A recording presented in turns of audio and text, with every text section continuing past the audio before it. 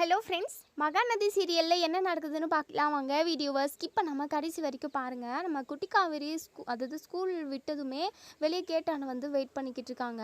அதே சமயம் பயங்கர யோசனையில் இருக்காங்க. என்ன அப்படின்னா, நம்ம காவேரியை பிரின்சிபால் வந்து திட்டியிருப்பாங்க. ஒரு கிலோ குழந்தைகிட்ட மட்டும் நீங்கள் கேர் எடுத்து பார்த்துக்கிறது அது ரொம்ப ரொம்ப தப்பு அப்படின்ற மாதிரி சொல்லியிருப்பாங்க.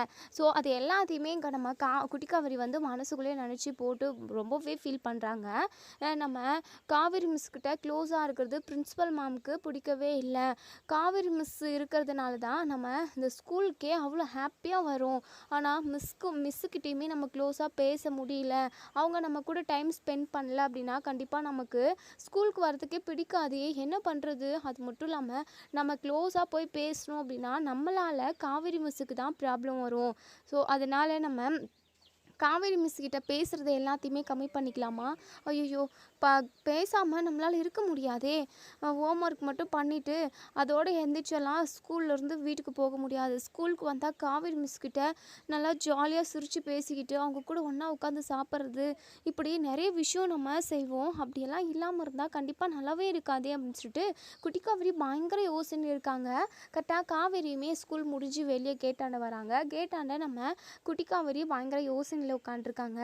ஸோ இங்கே குட்டி காவேரியை பார்த்ததுமே காவேரி இருந்துட்டு, என்னமோ என்ன பண்ணிக்கிட்டு இருக்க, இன்னும் அப்பா வரலையா அப்படின்னு சொல்லிட்டு, அது வந்து மிஸ் இன்னும் கொஞ்சம் நேரத்தில் வந்துடுவாங்க மிஸ் அப்படின்னு சொல்லிட்டு, சரி அம்மோ நான் கிளம்புறேன் அப்படின்னு சொல்லிட்டு 2 வாரத்தை பேசிட்டு மட்டும் நம்ம காவேரி வந்து அங்கேருந்து கிளம்பிடுவாங்க.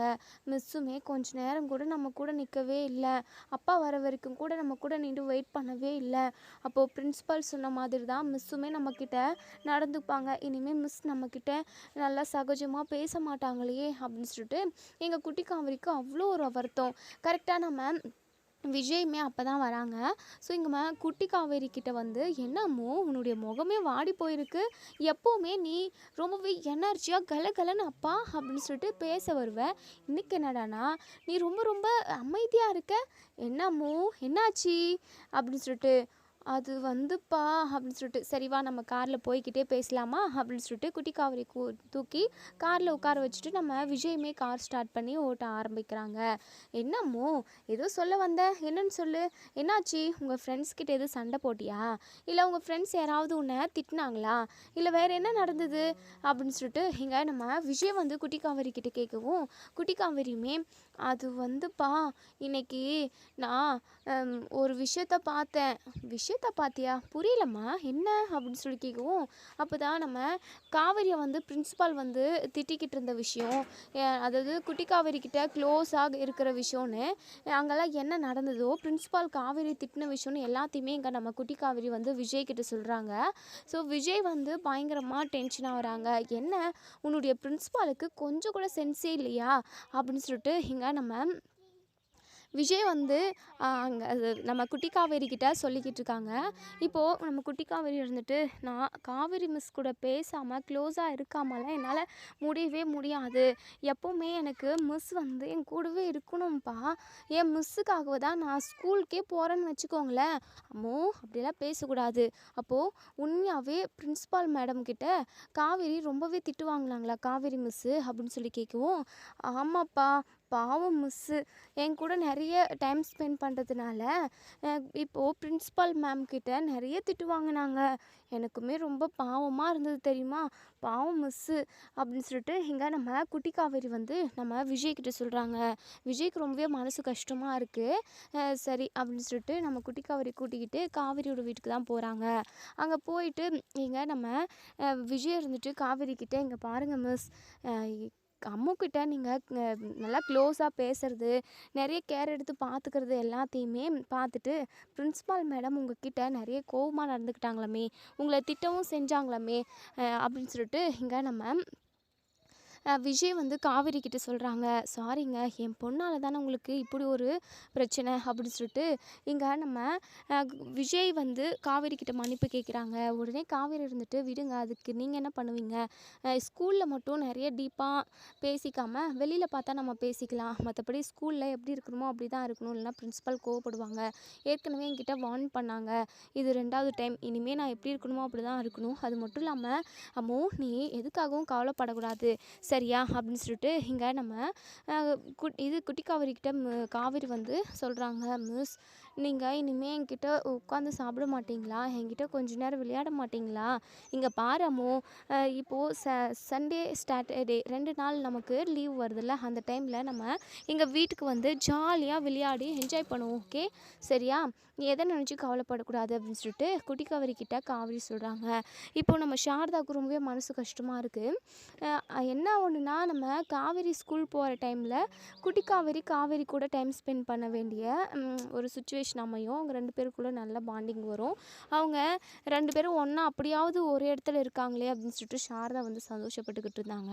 ஸோ பிரின்ஸிபால் மூலமாக இது எல்லாமே கெட்டு போயிடுமோன்னு பயப்படுறாங்க.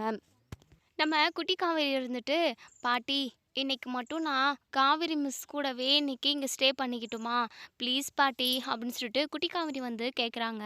நம்ம காவேரியுமே கொஞ்சம் யோசிக்கிறாங்க. நம்ம சாரதா இருந்துட்டு, ஏ காவேரி குழந்தை இங்கேயே இருக்கட்டும்னு சொல்லுடி, பாவம் ஸ்கூலில் தான் சரியா நீங்கள் 2 பேரும் பேசிக்க முடியறதில்ல, எங்கேயாவது ஒரு நைட் இருந்துட்டு போகட்டுமே, பாவம் ஆசைப்படுறாள்ல அப்படின்னு சொல்லிட்டு நம்ம காவேரி எதுவுமே பேசாமல் சைலண்ட்டாகவே இருக்காங்க. விஜய் இருந்துட்டு, இல்லை உங்களுக்கு தொந்தரவாக இருக்கும், நான் கூட்டிகிட்டு போயிடுறேன், எங்கள் பாரம்மோ இப்படிலாம் அடம் பிடிக்கக்கூடாது சரியா அப்படின்னு சொல்லிட்டு உடனே காவேரி இருந்துட்டு, அப்படிலாம் சொல்லாதீங்க, தொந்தரவெல்லாம் இல்லை, நாங்கள் 2 பேரும் ரொம்ப க்ளோஸ் ஆகிறதுனால சுற்றி உள்ள எல்லாருக்குமே ஏதாவது ஒரு கஷ்டத்தை கொடுக்குறோன்னு நினைக்கிறேன்.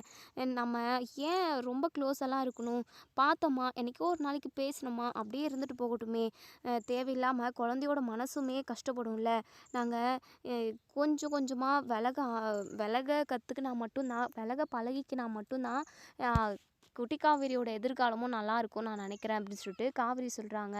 நம்ம விஜய்க்கு ரொம்பவே மனசு கஷ்டமாக இருக்குது. காவேரி என்னடி இப்படி பேசிக்கிட்டு இருக்க அப்படின்னு சொல்லிட்டு சாரதா கேட்கவும், அம்மா உனக்கு எதுவும் தெரியாது, நீ கொஞ்ச நேரம் சும்மா உட்காருமா அப்படின்னு சொல்லிட்டு இங்கே காவேரி வந்து உள்ளே போயிடுறாங்க. இங்கே பாருங்க அத்தை, நான் பார்த்துக்கிறேன் அப்படின்னு சொல்லிட்டு விஜய் ரொம்பவே ஃபீலிங்கோட நம்ம குட்டி காவேரி கூப்பிட்டுக்கிட்டு வீட்டுக்கு போகிறாங்க. குட்டி காவேரிக்கு ரொம்பவே மனசு கஷ்டமாக இருக்குது. வீட்டுக்கு போயுமே சாப்பிடவே இல்லை. நம்ம ஒரு குட்டி காவேரி அவ்வளோ அடம் பிடிக்கிறாங்க. இங்கே பாருங்கப்பா, எனக்கு சாப்பாடு எதுவும் வேண்டாப்பா, எனக்கு மிஸ்ஸு கூட இருக்கணும்னு தான் ஆசையாக இருக்குப்பா அப்படின்னு சொல்லிட்டு இங்கே நம்ம குட்டி காவேரி அவ்வளோ அடம்பிடிக்கிறாங்க. இங்கே பாரு அம்மு, இப்படி நீ அப்பாவை கஷ்டப்படுத்தின அப்படின்னா எனக்கு ரொம்ப வலிக்கும்பா, அதான் உன் அப்பா நான் உன் கூட இருக்கேன்ல அம்மு, ஏன் அம்மு இப்படி பேசிக்கிட்டே இருக்க, நீ சாப்பிட்டா தானே அப்பாவுக்கும் ரிலாக்ஸாக இருக்கும், நீ சாப்பிடல அப்படின்னா நானும் சாப்பிடல போ அப்படின்னு சொல்லிட்டு நம்ம விஜயுமே ஒரு வழியாக அடம்பிடிச்சி நம்ம குட்டி காவேரிக்கு சாப்பாடு ஊட்டி கொஞ்ச நேரத்துலேயே அது இதுன்னு கதை சொல்லி தூங்க வச்சுடுறாங்க. இப்போது நம்ம விஜய் வந்து ரொம்பவே ஃபீல் பண்ணுறாரு. உடனே நம்ம காவேரிக்கு வாய்ஸ் நோட் போடுறாங்க. இங்கே பாருங்கள், உங்களுக்கு என்னாலேயும் என் குழந்தையாலும் நிறைய பிரச்சனை வந்துக்கிட்டே இருக்குது, சாரிங்க மன்னிச்சிருங்க, இதுக்கப்புறமும் நாங்கள் எந்த விதத்துலேயும் உங்களுக்கு தொந்தரவாக இருக்க மாட்டோம் அப்படின்னு சொல்கிறாங்க.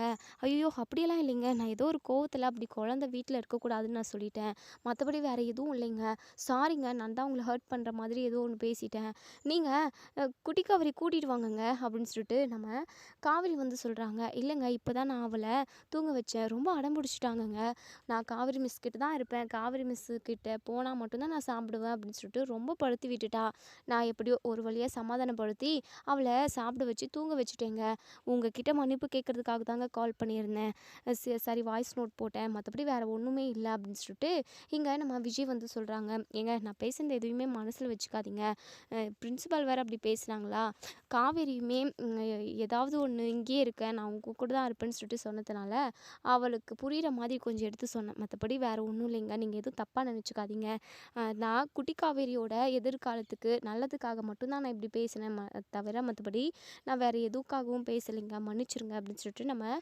காவேரியுமே இங்கே நம்ம விஜய்கிட்ட மன்னிப்பு கேட்குறாங்க. அதுக்கப்புறம் அப்படியே பேசிக்கிட்டு அப்படியே தூங்கிடுறாங்க. மறுநாள் காலையில் நம்ம சாரதாவுக்கும் மனசே சரியில்லை, ஸ்கூல்லையாவது அவங்க 2 பேருமே சந்தோஷமாக இருக்கணும் அப்படின்னு சொல்லிட்டு இங்கே நம்ம சாரதா நினைக்கிறாங்க.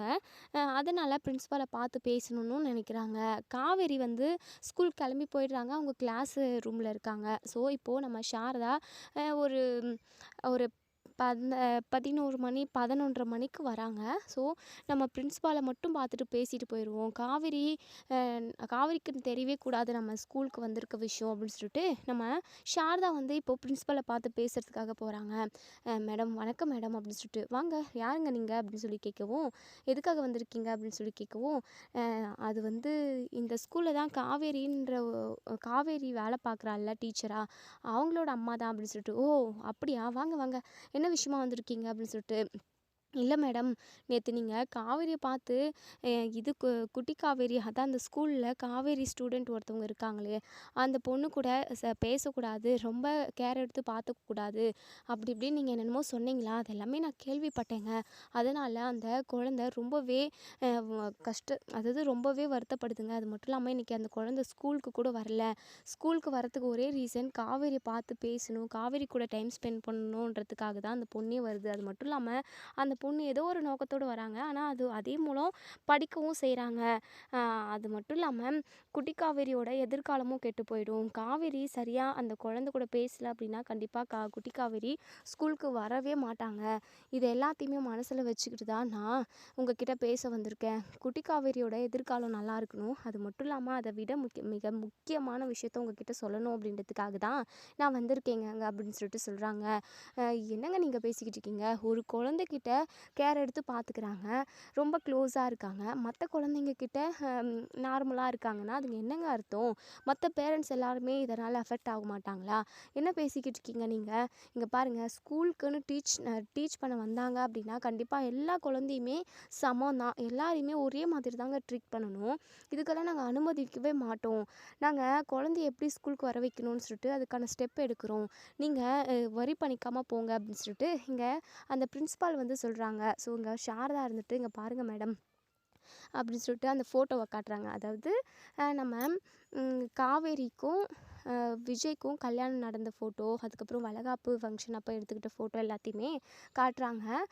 அதை பார்த்துட்டு இங்கே நம்ம பிரின்சிபல் பயங்கரமாக ஷாக் ஆகுறாங்க. இவங்க தானே அந்த காவேரி குழந்தையோட அப்பா, இவங்கக்கிட்ட அடிக்கடிக்கு உங்கள் பொண்ணு காவேரி பேச தான் செய்கிறாங்க, அதுவுமே வார்ன் பண்ணேன், அந்த மாதிரி பேசாதீங்க அப்படின்னு சொல்லிட்டு. ஆனால் இவங்க 2 பேரும் மாலை மாற்றிக்கிட்டு இருக்காங்க அப்படின்னு சொல்லவும், ஆமாங்க மேடம், இவங்க 2 பேரும் புருஷன் பொண்டாட்டி தான்.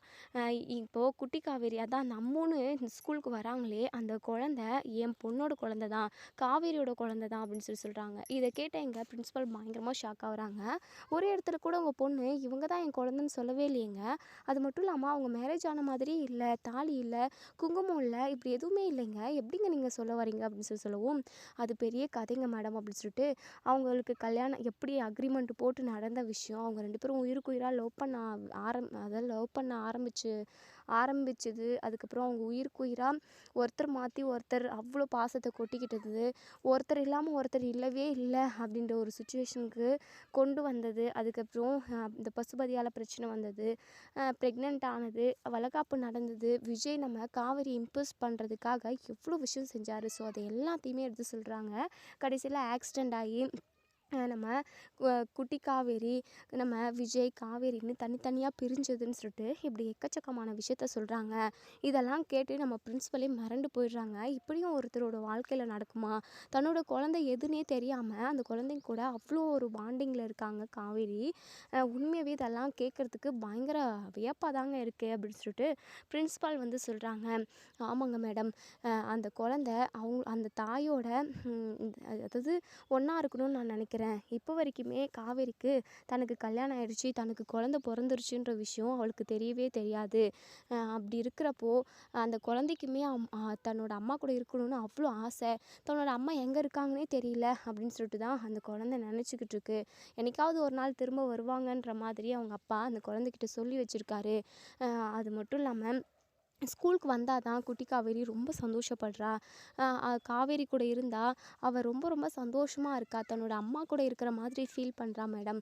தயவு செஞ்சு ஒரு அம்மா பொண்ணை சேர்த்து வைக்கிறதா நினச்சி அவங்க 2 பேரும் க்ளோஸாக இருக்கட்டும்னு விடுங்களேன் ப்ளீஸுங்க அப்படின்னு சொல்லிட்டு இங்கே நம்ம சாரதா வந்து கெஞ்சி கேட்குறாங்க, கையெடுத்து கும்பிடுறாங்க. ஐயோ, கையெடுத்தெல்லாம் கும்பிடாதீங்க, இவங்களோட ஸ்டோரி என்னன்னு எனக்கு தெரியாது, ஸோ அதனால தான் இப்படியெல்லாம் நான் நடந்துக்கிட்டேன். அது மட்டும் இல்லாமல் குட்டி காவேரியும் நார்மலாக இருக்க இருக்கிற மாதிரி இருக்கட்டும். நான் எதுவுமே எதுக்காகவும் வாண்ட் பண்ண மாட்டேன். இப்படி ஒரு ஸ்டோரியை நான் எங்கேயுமே கேட்டதில்ல. சீக்கிரமாகவே அவங்க பழைய ஞாபகம் எல்லாமே திரும்ப வந்து தன்னோட குழந்தை கூடயும் தன்னோட ஹஸ்பண்ட் கூடயும் சந்தோஷமாக ஒன்று சேர்ந்து வாழணும்னு சொல்லிட்டு நான் அந்த கடவுள்கிட்ட வேண்டிக்கிறேங்க. நீங்கள் கவலைப்படாதீங்க. நாளைக்கு காவேரி வந்துட்டாங்க, அதாவது இப்போ காவேரி கிளாஸ் முடிச்சு இங்கே வந்தாங்கன்னா நான் இதை பற்றி பேசுகிறேன் அவங்கக்கிட்ட. நீங்கள் எதை பற்றியும் கவலைப்படாதீங்க அப்படின்னு சொல்லிட்டு சொல்கிறாங்க. ரொம்ப நன்றி மேடம் அப்படின்னு சொல்லிட்டு இங்கே நம்ம சாரதாமே வீட்டுக்கு கிளம்பி போகிறாங்க. அதுக்கப்புறம் இது விஷயமா எங்கள் விஜய்கிட்டையுமே சாரதா சொல்கிறாங்க, தம்பி நீங்கள் கவலையே படாதீங்க தம்பி, நான் அந்த பிரின்ஸிபால்க்கு மேடம் கிட்ட பேசிட்டேன் தம்பி. அந்த பிரின்ஸிபால் மேடமும் இதுக்கப்புறம் எதுவும் கேட்க மாட்டேன் அப்படின்னு சொல்லியிருக்காங்க. என்னத்த சொல்கிறீங்க, உண்மையாவா சொல்கிறீங்க? அவங்க எப்படி ஒத்துக்கிட்டாங்க, நீங்கள் என்ன அப்படி அவங்க கிட்ட சொன்னீங்க அப்படின்னு சொல்லிட்டு. தம்பி அதெல்லாம் உங்களுக்கு எதுவும் தெரியாது தம்பி, நீங்கள் அதை பற்றியெல்லாம் சொ எதுவும் யோசிக்காதீங்க. இப்போதைக்கு காவேரியும் குட்டி காவேரியும் 2 பேரும் க்ளோஸாக நார்மலாக இருக்கிற மாதிரி தான் இருப்பாங்க. அத்தை அப்படி என்னத்த சொன்னீங்க? உண்மையை சொன்னேன்ப்பா அப்படின்னு சொல்லிட்டு. என்ன உண்மையை சொன்னீங்களா? என்னத்த ரஜினி சார் மாதிரி நீங்கள் டைலாக்கெல்லாம் பேசுகிறீங்க அப்படின்னு சொல்லிட்டு. என்னமோ ஏதோ காவேரியும் குட்டி காவேரியும் 2 பேரும் ஒன்றா சந்தோஷமாக இருந்தாங்கன்னா எனக்கு அதுவே போதும். சீக்கிரமாகவே அவங்க 2 பேரும் ஒன்று சேரணும் அத்தை. அவங்க அதாவது அம்மு வந்து அவங்க அம்மா கூட இருக்கணும். அம்மாவோட பாசம் எல்லாமே அவளுக்கு கிடைக்கணும் அத்தை. அது மட்டும் எனக்கு போதும் அப்படின்னு சொல்லிட்டு இங்கே நம்ம விஜய் வந்து சொல்கிறாங்க. விஜய் அவ்வளோ சந்தோஷமாக இருக்காரு. உடனே இங்கே நம்ம சாரதா இருந்துட்டு, தம்பி என் ஃபோனை எங்கே விட்டுட்டு வந்தேனே தெரியல தம்பி, என்னத்த சொல்கிறீங்க? எங்கே எங்கே இருக்குது ஃபோனு, எங்கே போயிட்டு வந்தீங்க அப்படின்னு சொல்லிட்டு. தம்பி கடைசியாக நான் காவேரியோட பிரின்ஸிபாலை பார்த்து பேசிட்டு வந்தேன் தம்பி.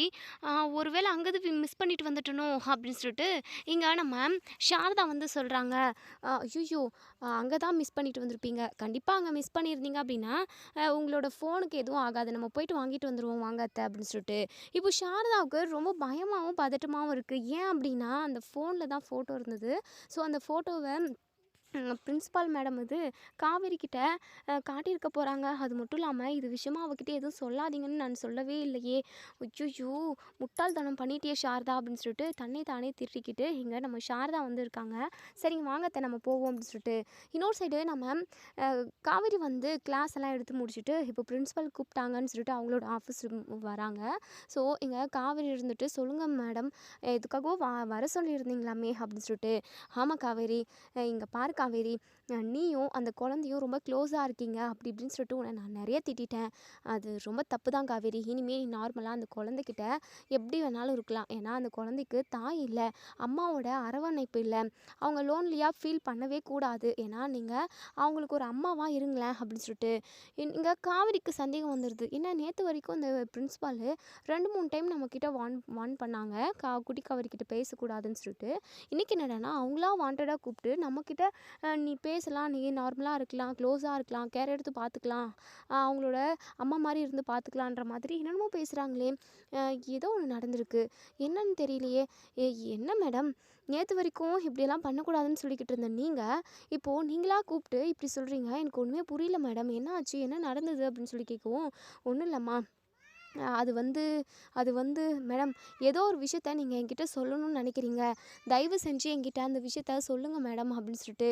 அது வந்துமா இங்கே பிரின்ஸிபால் மனசுக்குள்ளே நினைக்கிறாங்க, ஒரு தாயையும் குழந்தையும் கண்டிப்பாக நம்ம ஒன்று சேர்த்து வைக்கணும். எதுக்காக இவங்க 2 பேரையுமே பிரித்து வைக்கணும்? தன்னோட அம்மா இவங்க தான், தன்னோட குழந்தை இது தான் அப்படின்னு சொல்லிட்டு தெரியாமல் இவங்க 2 பேரும் ஏன் இப்படி இருக்கணும்? நம்ம பேசாமல் காவேரி கிட்ட நடந்த விஷயத்த பக்குவமாக எடுத்து சொல்லி இந்த 2 அதாவது தாயையும் குழந்தையும் சேர்த்து வச்சா என்ன? அந்த புண்ணியம் நமக்கு தானே சேரும். இந்த தாயும் குழந்தையும் சந்தோஷமாக இருக்கணும் அப்படின்னு சொல்லிட்டு பிரின்ஸிபால் வந்து யோசிக்கிறாங்க. இன்னொரு சைடு நம்ம விஜயும் சாரதாவும் ஃபோனை மிஸ் பண்ணிட்டு தான் சொல்லி வராங்க. உடனே இங்கே நம்ம சாரதா வந்து பிரின்ஸிபாலுக்கு ஃபோட்டோவை காட்டிட்டு கீழே வச்சுட்டு இருந்திருப்பாங்க அந்த டேபிள் மேலேயே. ஸோ அந்த டேபிள் மேலேயே ஃபோன் ஆஃப் ஆகாமல் இருந்திருக்கு. அந்த இமேஜ் அதாவது ஃபோட்டோவுமே எடுத்து பார்க்குறாங்க நம்ம காவேரி. என்ன இது மேடம், யார் ஃபோன் இது? நானும் இது குட்டி காவேரியோட அப்பாவும் 2 பேரும் மாலையும் கழுத்துமாக நின்றுக்கிட்டு இருக்கோம். எந்த ஃபோட்டோ இது, யாரோட ஃபோன் இது? இது அம்மாவோட ஃபோன் மாதிரியே இருக்கே அப்படின்னு சொல்லிட்டு உடனேங்க நம்ம பிரின்சிபாலுமே அதை வாங்கி பார்க்குறாங்க. ஆமாம்மா, இது உங்கள் அம்மாவோட ஃபோன் தான். உங்கள் அம்மா தான் இங்கே வந்து பேசினாங்க. அவங்க உங்களோட வாழ்க்கை விஷயத்தில் என்னெல்லாம் நடந்ததோ அது எல்லாமே சொன்னதுக்கப்புறம் தான் நானே உங்கள் வாழ்க்கையில் என்ன நடந்ததுன்னு தெரிஞ்சுக்கிறதுக்கப்புறம் தான் நீங்கள் 2 பேரும் நார்மலாக க்ளோஸ்லியாக இருக்கலாம் அப்படின்னு சொல்லிட்டு நான் சொன்னேம்மா. அதாவது உன்னுடைய வாழ்க்கையில் என்னென்னமோ நடந்திருக்கு. உனக்கு ரீசெண்ட்லி இப்போது 5 இயர்ஸ்க்கு முன்னாடி உங்களுக்கு ஆக்சிடெண்ட் ஆச்சுமே, அந்த ஆக்சிடெண்ட்டில் தான் நீங்கள் ஒரு சில விஷயத்த மறந்துட்டதா அவங்க சொன்னாங்க. அது மட்டும் இல்லாமல் நீங்கள் உங்களுக்கு கல்யாணம் நடந்தது, நமக்கு குழந்த பிறந்ததுன்ற ஒரு ஞாபகமே உங்களுக்கு இல்லை. தான் பழைய ஞாபகம் எல்லாமே உங்களுக்கு கூடிய சீக்கிரமாக ஞாபகம் வந்துடணும்னு சொல்லிட்டு இப்போ தான் சாமிக்கிட்டலாம் வேண்டிக்கிட்டேன். எப்படியோ உங்களுக்கு இந்த விஷயம் தெரியணும்னு சொல்லிட்டு அந்த கடவுள் நினச்சிருக்காரு போல். இங்கே பாருங்கள் காவிரி, நீங்கள் இந்த விஷயமெல்லாம் நிறைய யோசிக்காதீங்க. ஆனால் உங்களுக்கு ஏற்கனவே கல்யாணம் நடந்துருச்சு. அதன் மூலமாக ஒரு குழந்தையுமே இருக்குது. அந்த குழந்தை தான் அந்த குட்டி காவேரி அப்படின்னு சொல்லி சொல்கிறாங்க.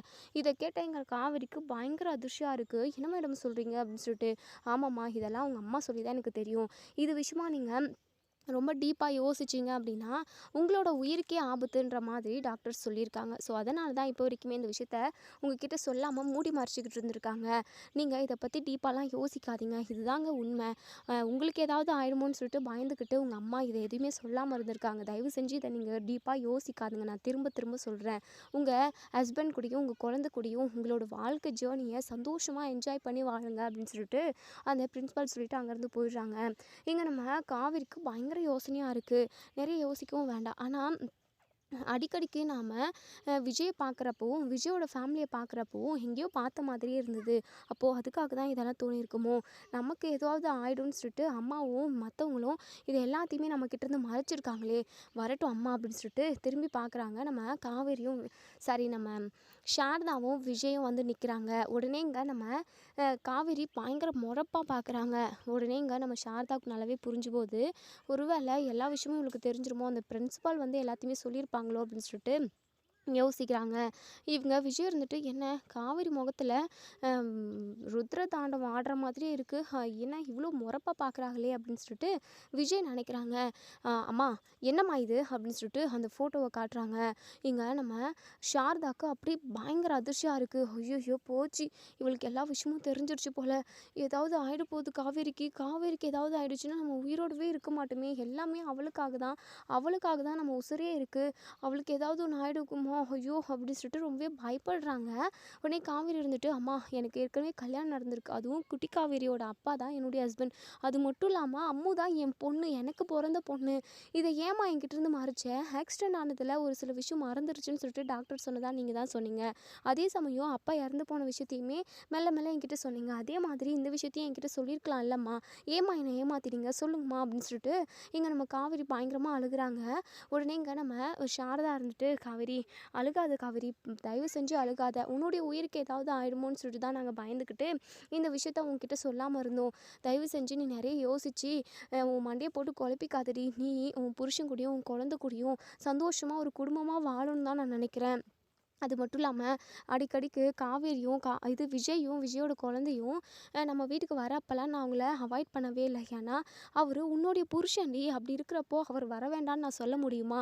அது மட்டும் இல்லாமல் அவங்க பொண்ணு கேட்டு வந்தாங்கன்னு சொன்னியே, உங்களை 2 பேரையும் ஒன்று சேர்த்து வைக்கிறதுக்காக தான் அவங்க வந்ததே. ஏற்கனவே உங்களுக்கு 2 பேருக்கு கல்யாணம் ஆயிடுச்சுடி. அந்த ஒரு நல்ல எண்ணத்தில் தான் அதாவது பழைய ஞாபகம் உனக்கு தானாக வரப்போகிறதில்ல. எப்போ இவங்க 2 பேரும் ஒன்று சேர்றது அப்படின்ற ஒரு நோக்கத்தில் தான் பொண்ணு கேட்டு வந்தாங்க. நானும் இதான் சாக்குன்னு சொல்லிட்டு உங்கள் 2 பேரையும் ஒன்று சேர்த்து வச்சிடணும்னு நினச்சேன். ஆனால் நீ தான் எனக்கு இன்னொருத்தர் ஏற்கனவே கல்யாணம் ஆனவங்க கூட கல்யாணம் பண்ணி வைக்க போறியா, ஒரு குழந்தை பெற்றவங்க கூட கல்யாணம் பண்ணி வைக்க போறியான்னு அந்த குதிச்சேன். ஆனால் இதுக்கு பின்னாடி இருக்கிற காரணமே இதுதாண்டி. நீயும் விஜய் தம்பியும் எம்புட்டு உயிராக இருந்தீங்க தெரியுமா? நீங்கள் அம்புட்டு பாசமாக இருந்தீங்கடி.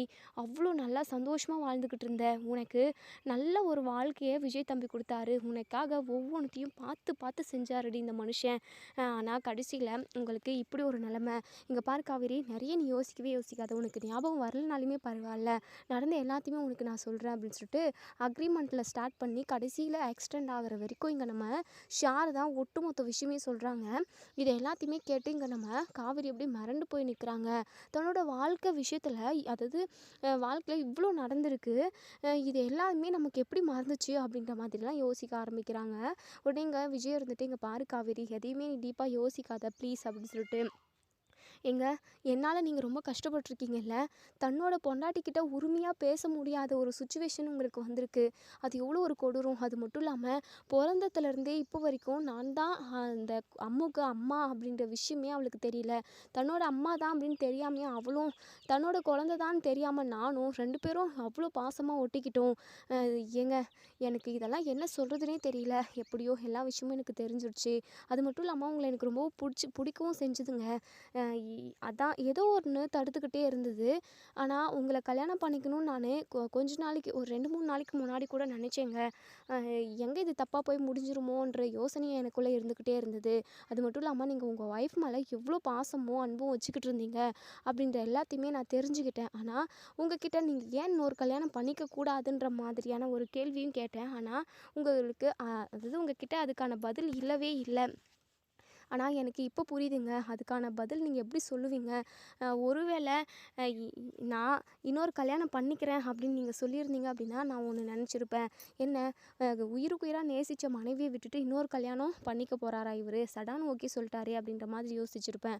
அதே சமயம் அ இன்னும் நெறைய நீங்க பதில் ஒவ்வொன்னா சொல்ல சொல்ல ஏதாவது ஒரு ஃபீட்பேக் நான் நெனச்சிருப்பேன். ஸோ, நீங்க எதுவுமே சொல்லாம திக்கி தடுமாறி நின்னீங்க. அப்படின்னா அதுக்கு பின்னாடி இவ்ளோ காரணம் இருக்கு அப்படின்றத நான் இப்போ தான் புரிஞ்சுக்கிட்டேன். இனிமே நமக்கு எந்த ஒரு கெட்ட காலமும் இல்லைங்க. நீங்க நம்ம குழந்த அம்முன்னு நம்ம குடும்பமா ஒண்ணு சேர்ந்து வாழ்வோம் அப்படின்னு சொல்லிட்டு நம்ம காவேரி ஒரு தீர்க்கமான தெளிவான ஒரு முடிவு எடுத்திருக்காங்க. இதோட இந்த ரிவ்யூ முடியுது. இதுக்கப்புறம் என்ன நடக்குன்னு சொல்லி வெயிட் பண்ணி பார்ப்போம் ஃப்ரெண்ட்ஸ். வீடியோ பிடிச்சிருந்தா லைக் பண்ணி கமெண்ட் பண்ணி தெரிவிங்க. நம்ம காவேரி எடுத்த முடிவு உங்க எல்லாருக்குமே ரொம்ப பிடிச்சிருந்தது அப்படின்னா இந்த வீடியோவ முழுசா பார்த்துட்டு அதாவது சப்ஸ்கிரைப் பண்ணி தெரிவிங்க. அதே சமயம் வீடியோவை மறக்காமல் லைக் பண்ணி கமெண்ட் பண்ணி தெரிவிங்க. தேங்க்யூ.